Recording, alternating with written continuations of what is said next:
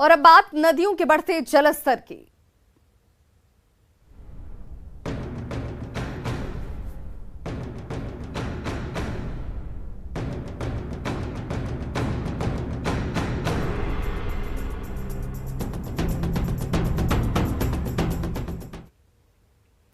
तूफान पर नदियां हैं और आफत में जान है। अररिया के नेपाल सीमावर्ती इलाके की बात करें तो बकरा और नूना नदी में उफान है और यही वजह है कि सिकटी और पलासी प्रखंड के निचले क्षेत्र में बाढ़ का पानी अब घुस गया है। सड़कों पर पानी आ जाने की वजह से सिकटी प्रखंड के कई गांवों में लोगों को अब काफी परेशानी उठानी पड़ रही है। देखिए आपके सामने तस्वीर भी एक बार फिर से बाढ़ और बाढ़ से उत्पन्न होने वाले तमाम परेशानियां अब इन इलाकों के लोगों को उठानी पड़ रही हैं। हर साल यही हालात, यही तस्वीर। बकरा और नूना नदी में एक बार फिर से जलस्तर जो है वो बढ़ चुका है और गांव में अब नदियों का पानी जो है वो प्रवेश कर चुका है। बिहार में बाढ़ की आहट आने लगी है। बात सुपौल की अगर करें तो यहां कोसी तटबंध के भीतरी इलाके में सड़क के ऊपर से पानी बह रहा है, जिससे रास्ते पर पानी अब जमा हो गया है। पूर्वी तटबंध के बैरिया के पास पानी का दबाव बढ़ चुका है। ये जरा तस्वीर देखिए कैसे नदी का कटाव और इस कटाव में एक एक करके तमाम मकान, दुकान, घर, लोगों के खेत और खलियान सब कुछ समा रहे हैं। सड़क के ऊपर भी पानी पहुंच चुका है। हजारों की आबादी इससे प्रभावित है। स्थानीय लोगों का कहना है कि अगर थोड़ा पानी और बढ़ा तो सड़क भी कट जाएगी और मुश्किलें इनकी और ज्यादा बढ़ जाएंगी।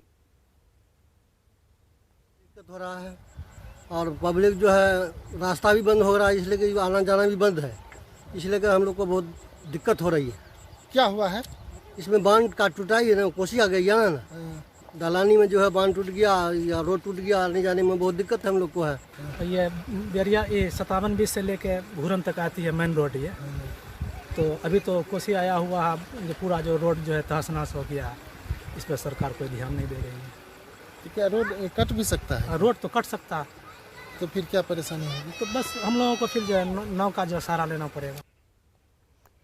वहीं मधेपुरा जिले में लगातार हो रही मानसूनी बारिश की वजह से कोसी नदी उफान पर है। कोसी बराज से पानी छोड़े जाने की वजह से नदी के जलस्तर में लगातार वृद्धि दर्ज की जा रही है। जिले के 3 प्रखंड, चौसा की बात कर ले, आलमनगर की बात कर ले या फिर पुरैनी, बाढ़ से सबसे ज्यादा प्रभावित हैं। नदी के कटाव से निपटने के लिए प्रशासन तटबंधों पर विशेष निगरानी रख रहा है। बाढ़ प्रभावित इलाके में लोगों को बेहतर स्वास्थ्य सुविधाएं उपलब्ध कराने के लिए नाव पर ही आधारित डिस्पेंसरी की व्यवस्था की गई है और दवाओं की कमी को दूर किया जा रहा है। हमारे जिले में 3 प्रखंड, आलमनगर, चौसा और पुरैनी। आलमनगर में आंशिक रूप से, पुरैनी और चौसा में कुछ बाढ़ प्रभावित क्षेत्र रहते हैं, जिनके लिए यहाँ से सारे प्रभारी चिकित्सा पदाधिकारियों को दल गठित करने हेतु निर्देश दिया गया है। नाव की व्यवस्था करने हेतु भी निर्देश दिया गया है। सारी आवश्यक दवाओं की आपूर्ति कर दी गई है, जैसे ASVS मतलब सांप काटने की दवा, कुत्ता काटने की दवा, ब्लीचिंग पाउडर। और अब बात मांडर विधानसभा सीट की कर लेते हैं, जहां पर मतदान में मतदाताओं का उत्साह साफ नजर आ रहा है। सुबह से ही मतदान केंद्रों पर मतदाताओं की लंबी कतारें लगी हुई हैं। सुबह 7 बजे से ही देखिए मतदाता जो हैं वो कतारों में खड़े होकर अपनी बारी का इंतजार करते हुए। बारिश का मौसम है और ऐसे में ज्यादातर लोग मतदान के लिए अपने घरों से अहले सुबह ही निकल गए। बूथ संख्या 184 पर लोगों की संख्या ये बताने के लिए काफी है कि लोकतंत्र के इस महापर्व में हर कोई अपनी भागीदारी सुनिश्चित करना चाहता है। कतार में खड़े लोगों से बात की न्यूज़ 18 संवाददाता अविनाश कुमार ने। मांडर उपचुनाव में 14 उम्मीदवारों के भाग्य का फैसला आज ईवीएम में कैद हो जाएगा। इस वक्त मतदान शुरू हो चुका है और अगर आप मतदान शुरू होने के साथ ये कतारबद्ध जितने भी मतदाता हैं उनकी अगर आप तस्वीर देखें तो आप इसका अंदाजा लगा सकते हैं कि कैसे सुबह से ही इस लोकतंत्र के महापर्व को लेकर अपनी अपनी भागीदारी निभाने के लिए, वोट की चोट से तकदीर बदलने के लिए कैसे लोग यहाँ जुटे हैं और बड़ी संख्या में सुबह से ही लोग यहाँ अपने मतदान केंद्र पर पहुंचने शुरू हो गए हैं।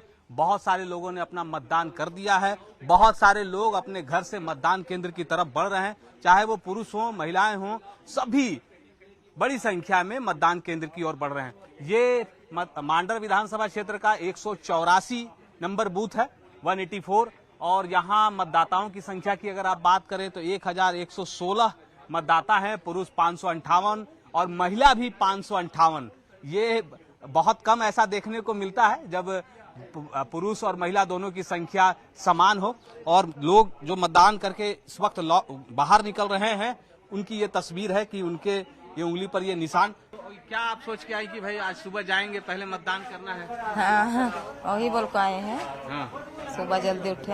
सुबह। अच्छा, ये बताइए कि और भी दीदी लोग आई होगी, महिला लोग गांव से आएगी क्यों? अभी नहीं आई। सब लोग आ रही हैं? हाँ, आएगी।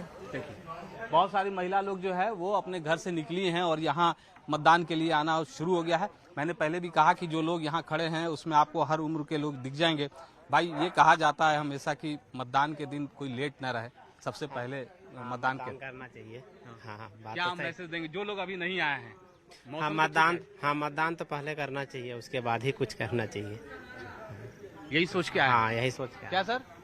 हम तो यही सोच करके आए हैं, और भी आएंगे, और घर में हैं वो भी बस निकलने की तैयारी में लगे हुए थे, आएंगे। मतलब आप जाएंगे तो बाकी लोग फिर? हाँ, बाकी लोग भी आएंगे। हाँ, मेरे जाने के बाद ही आएंगे। अच्छा, इसलिए ये कह रहे हैं कि घर पर भी कोई रहना चाहिए, तो लोग बारी बारी से, अगर जो पुरुष हैं वो अगर मतदान करने आए हैं तो महिलाएं रुक रही हैं। दीदी, मतदान कर दिए? क्या क्या दिमाग में है? सब ठीक है यहाँ?